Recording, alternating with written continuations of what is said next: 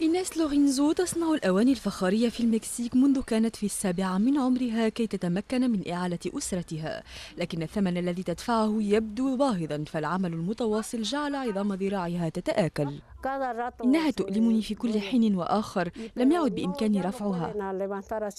هشاشة العظام تنتج عن التسمم بالرصاص، ومنذ قرون استعمل الخزفيون هنا الرصاص في تغليف الأواني الفخارية، وإقناعهم بتركه ليس سهلا.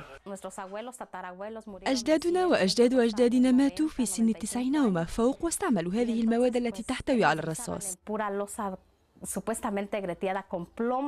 لكن الكثيرين من بين 1,500,000 خزفي في المكسيك يحملون معدلات عالية من هذا المعدن في دمهم، والدراسات أشارت كذلك إلى أن أولادهم يحملون 4 أضعاف المعدل المقبول.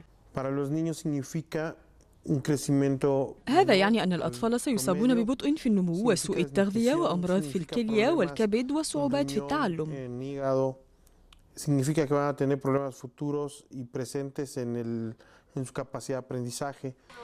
مؤسسة طين بدون رصاص تعلم الخزفيين تقنية جديدة خالية من الرصاص، والإقناع يأتي من كون السوق الأمريكي يمنع استيراد الخزف الذي استعملت فيه مادة الرصاص. هذه المرأة تمكنت من التحول إلى الأسلوب الجديد، وهي لا تصدق الحظ الذي حالفها. لا أعرف، أشعر بأنني سأبكي لأن شعورا عاطفيا يغمرني، فأنا لا أصدق أن القطع التي صنعتها وصلت إلى نيويورك، كأني أنا ذهبت إلى نيويورك.